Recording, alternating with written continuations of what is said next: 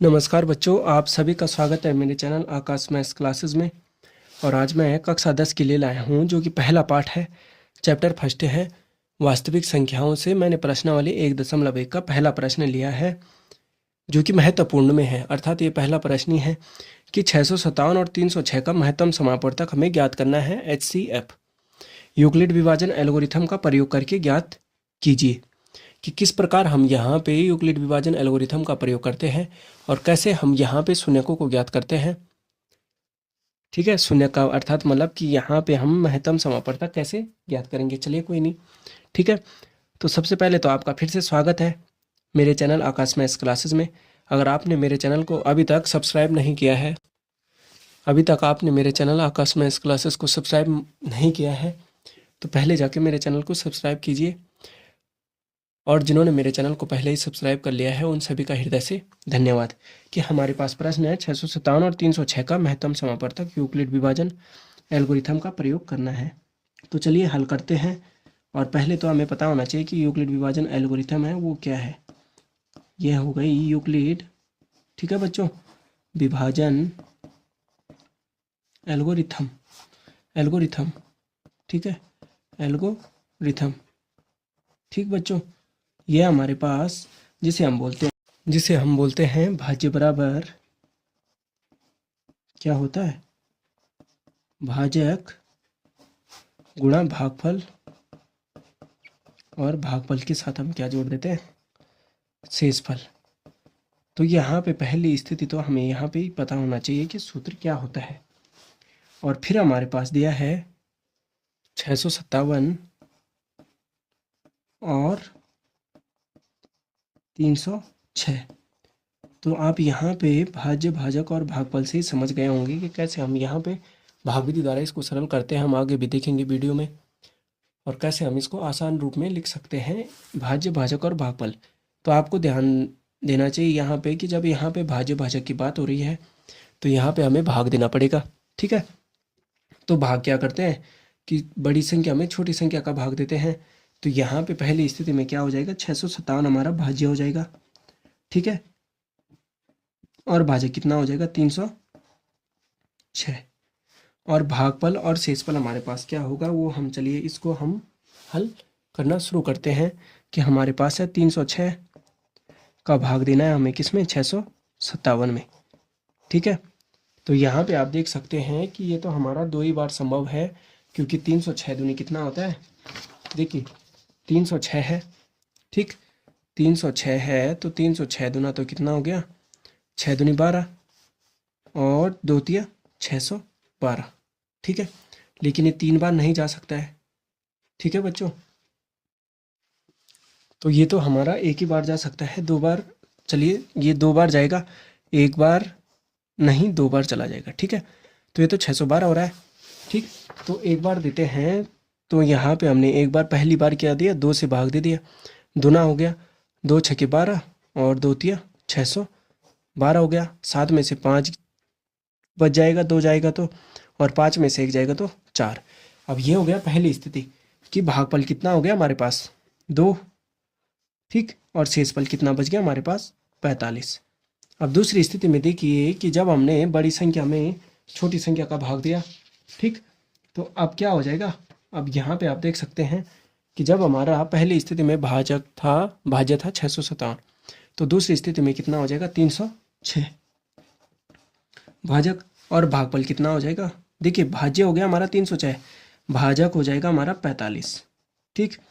तो 45 का भाग हम किस में देंगे, 306 में देंगे, ठीक है। तो ये कितनी बार चला जाएगा, यहाँ पे देखते हैं कि 45 को हम शून्य हटाते हैं तो 300 में कितनी बार जाता है, 6 चौको 24, 240 हो गया, ठीक है। 240 हो गया, तो इसको देखते हैं कि ये क्या 6 बार जा सकता है, ठीक।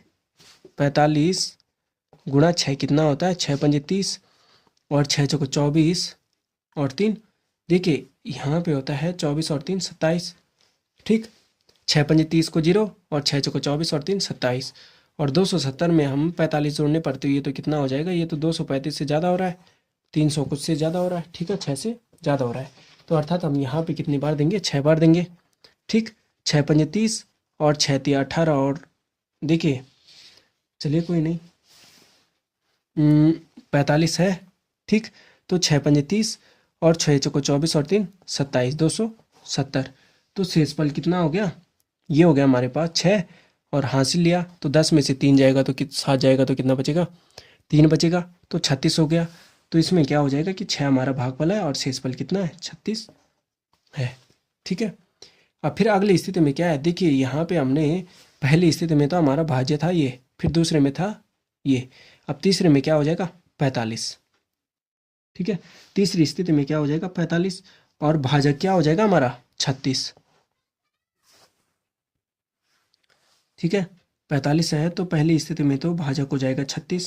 देखिए यहाँ पे हमारा पहला था भाज्य 657 306, फिर क्या था 45, हमारा क्या हो गया था भाज्य हो गया। तो 45 है तो 36 से कम 36, तो एक भागफल हो गया।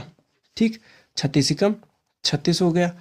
तो यहाँ पे 15 में से 6 जाएगा तो कितना बचेगा 9 बचेगा। ठीक, तो शेषफल कितना हो गया 9। ठीक है, अब 9 हो गया तो अब हम आगे क्या करेंगे कि यहाँ पे जब हमारा भाज्य था ये, अब ये क्या हो जाएगा 36 हमारा क्या हो जाएगा भाज्य हो जाएगा।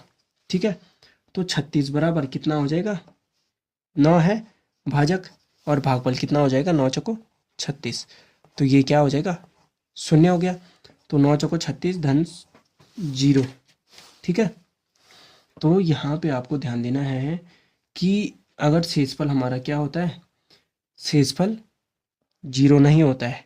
ठीक है, यहाँ पे शेषफल क्या नहीं है, शेषफल बराबर नहीं है 0, तो ये भी हमारा HCF नहीं होगा। और यहाँ पे भी शेषफल बराबर क्या आया हमारा 36 आया। ठीक, शेषफल बराबर क्या आया 0 नहीं आया, बल्कि कितना था 36 था और यहाँ पे था 45, और यहाँ पे शेषफल कितना था, शेषफल बराबर नहीं था ठीक है 0, जबकि क्या आया हमारे पास आया 9। लेकिन यहाँ पे अंतिम जो पद था जो हमने अंतिम बार भाग दिया कि शेषफल बराबर अगर 0 आया है, ठीक है बराबर क्या आया 0 आया, तो शेषफल बराबर 0 आया, तो इसका मतलब कि जो हमारा भाजक है अंतिम भाजक ही हमारा क्या कहलाएगा। ठीक है, भाजक 9 है और शेषफल 0 हो जाएगा। ठीक है, यहाँ पे हम करते हैं कि भाजक बराबर 9 व शेषफल ठीक है बराबर 0 है, तो हमारा अभीष्ट ठीक है हमारा, या जिसे हम बोलेंगे हमारा अभीष्ट। ठीक है, ठीक बच्चों, अभीष्ट महत्तम समापवर्तक ठीक है मासा, जिसे हम बोलते हैं HCF हाईएस्ट कॉमन फैक्टर 9 है, 9 होगा।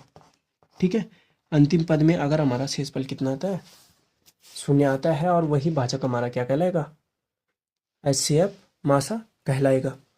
तो उम्मीद है बच्चों कि आपको मेरा ये टॉपिक समझ में आया होगा, और आपसे फिर से अनुरोध है कि अगर आप मेरे चैनल आकाश मैथ्स क्लासेस पर नए हो तो मेरे चैनल को सब्सक्राइब करना और अपने दोस्तों के साथ शेयर करना मत भूलिएगा। धन्यवाद बच्चों।